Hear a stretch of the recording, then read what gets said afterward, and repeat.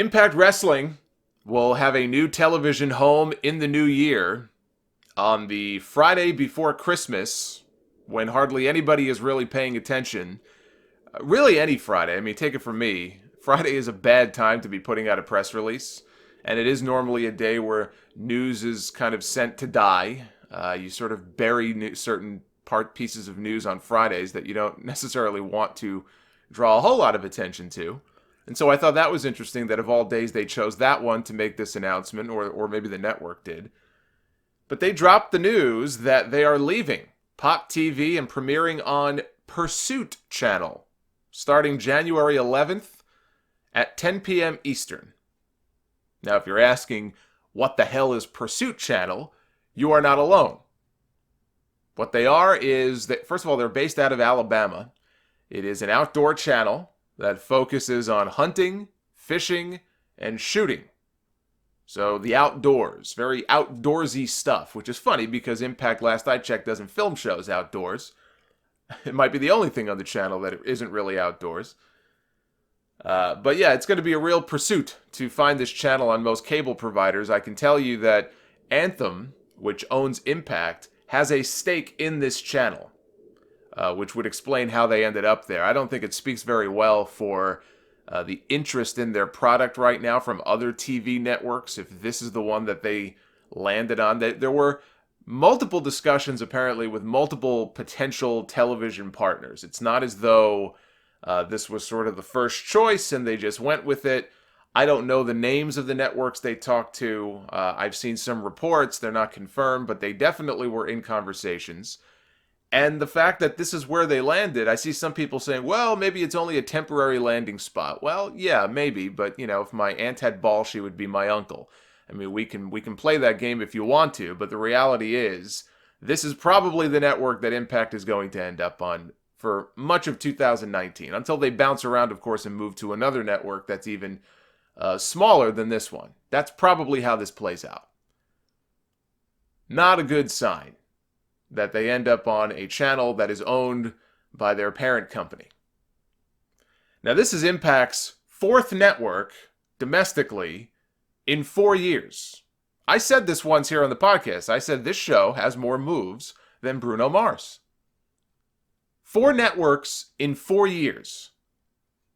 If we include the early days on Fox Sports Net, which I believe was a time buy for them, let us recount all of the moves that Impact has had since then, since the Fox Sports days. Okay? The show started on Fridays, then it moved to Saturday once they shifted over to Spike, then Thursday, then Mondays where they got slaughtered head-to-head against Raw, then they dragged their bloody carcass back to Thursday, then moved to Wednesday before the move from Spike to Destination America.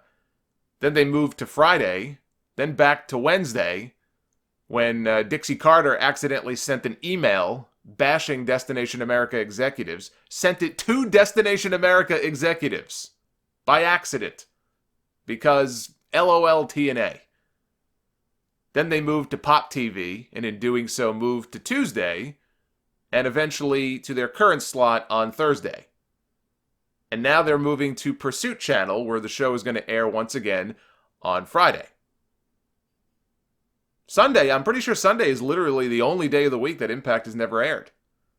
That comes next, after the eventual move to public access television, which seems inevitable at this point. Now, I will say, they do seem to have some solid international TV deals. That money, honestly, may well really be the only thing keeping them solvent at this point, is the money from those international TV contracts.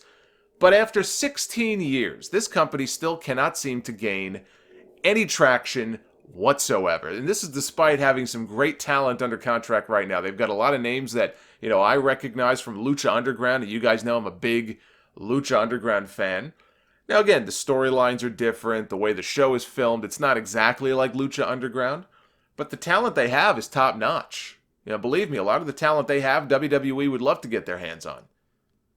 Either for the main roster or for NXT. There's a lot of guys on that roster, I think, who are very valuable, very talented. And despite that, they still cannot seem to gain a foothold. They just cannot seem to gain any traction. Now, for their sake, I hope they're at least making more money on this deal than they were on their Pop deal. PW Insider said that their Pop contract was said to have been worth about $1 million a year to them, which is more than I thought. And I see some reports this deal might be even possibly for a little more than that. So they're making some money off this. They're not a public company, so we can't be 100% sure about the numbers here. But, I hope they're at least making decent money from this. Now, starting in the fall, if they last that long on there, on Friday nights at 10, Impact is going to be airing immediately after SmackDown. This is after SmackDown moves over to Fox on Friday nights. They're going to be going from 8 to 10. Impact, in theory, would then, if they stay in this slot, be airing from 10 to 12 immediately after SmackDown, which sounds like a good thing, but that's only if people actually have the channel. Now they have much of the year to kind of tell people where they are and hopefully get more clearances for the channel. That's not an easy thing to do. But there's, a good 9 or 10 months now between now and then for them to kind of prepare for SmackDown moving to Fox. And hopefully people would then say, oh, there's more wrestling on. Let me flip over to Impact and see what's going on. Again, in theory, that's a nice idea. But how many people, even in October, are going to have Pursuit Channel? I checked on my cable provider. I don't have it. I'm in New York. I have Optimum. I don't have it. But if you have Cox Cable, you should have it. If you have ATT Uverse, you should have it on there. It should be channel 1644 HD. Verizon Fios should be HD channel 818. Dish channel 393. And DirecTV channel 604. But like I said, I know for my cable provider here in New York, I have cable, not satellite. We do not have Pursuit Channel. But Friday's going to be a busy night for wrestling come next fall. You're going to have SmackDown, you're going to have Impact, you're going to have MLW, New Japan on Access, airs on Friday nights, beIN Sports, which airs MLW, and Access Television are hardly channels that have a huge following either. So I don't want to make it sound like we're just, picking on Pursuit Channel and it's the only channel with barely any audience. There's a lot of wrestling on TV these days, and much of it, non-WWE, are on stations that don't really have wide-scale availability, or just because they do doesn't mean that you have a lot of people actually watching the shows.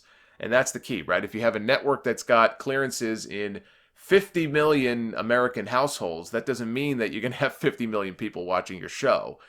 In a lot of cases, it may only be in the tens of thousands. So, everything, you got to put some perspective on this. So let me just be very upfront with that. I recognize that beIN Sports and Access Television are hardly big channels themselves. Same for El Rey. El Rey Network airs Lucha Underground, or it did anyway. But as of May of this year, Pursuit was available in 28 million homes. Now, by comparison to Impact's former homes, Destination America is available in 47 million homes. Pop TV is available in 68 million homes. And the Paramount Network, which used to be Spike, is available in 81 million homes. El Rey, by comparison, 44 million homes. And beIN Sports is kind of at the bottom of the list here, 22 million homes. Now, I don't know if it would be allowed per the terms of their new contract, but they should really think about doing what MLW does, which I think is very smart of them to do, and put their shows on their YouTube channel. First of all, it's going to generate more traffic for them. In theory, it would generate more traffic for them and more subs on their YouTube channel. They could do what MLW does, wait a day or two.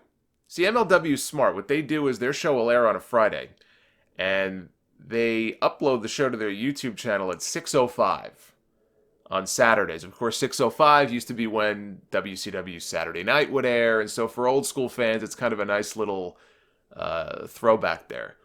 Wait a day or two, put them on your YouTube channel. At least, not only would you get more eyeballs that way, you'd get more ad money. Now, they could always do Twitch. They've aired things on Twitch before, but they're not going to get the traffic on Twitch that you would get on YouTube, or the ad money. So I think it's a must for them, unless there's something in the contract that stipulates you can't do that. But I mean, again, 16 years. This company has been in business.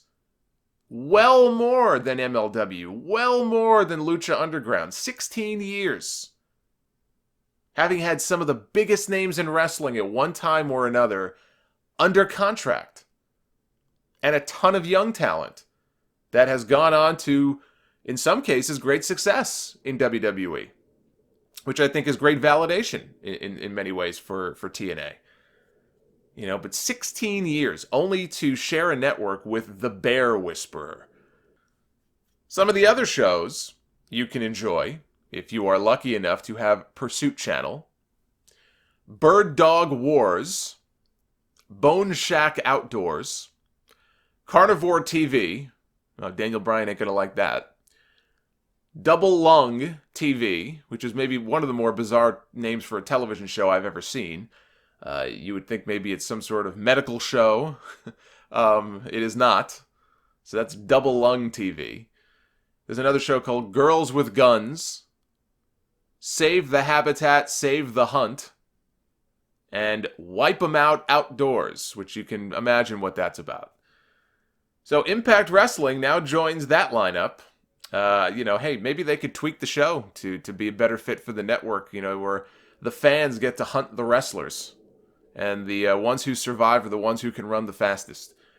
But 16 years. Somehow they have managed to survive.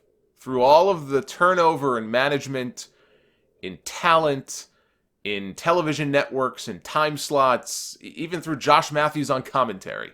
Somehow they live on. Which is good for the talent. I mean, it gives them another group and another option, another place to go. Well, when I was at the Hall of Fame ceremony a few months ago for Abyss, there was a noticeable camaraderie there amongst the talent that I thought was very admirable, and it was very cool to see. It's a very, tight-knit group of people that they have working for Impact right now. And some of the older faces, Abyss being one of them, Abyss being one of the TNA originals. And to see him and the love he was getting, and you could see how much it meant to him, not just to be honored, but in talking about how Impact has gone through all of these different evolutions, and here, after all these years, the company is still around. To someone like him, that means a lot. And he's more than just a wrestler now. He works behind the scenes for them. He works creatively for them. And, you see that, and how can you not root for someone like that and want to see them succeed? But if you're an Impact fan, it's got to be demoralizing to see them constantly taking one step back. Or if they do take one step forward, then they take 3 steps back. This has been the story of TNA for years. This has been the story of Impact for years. Getting away from the TNA name, which obviously I still haven't, getting away from the TNA name, though, for them was a must. And they did that, although they kept the Impact name, so it's not like they completely blew things up. Maybe that's what they needed to do. Maybe they needed a complete break and a complete fresh start, Maybe the damage was already done. Maybe the damage was just too great from all those years of total and complete ineptitude. You've got Ring of Honor running Madison Square Garden with New Japan in a few months. ROH started the same year that Impact did, 2002. They have their own issues. But there's no reason that they should be running MSG, and Impact at this point can't. But of course, you think about the concept, even the idea of Impact running Madison Square Garden, and the thought of it even is comical. And it didn't have to be that way. Not with all the talent and the names that they had. But here we are.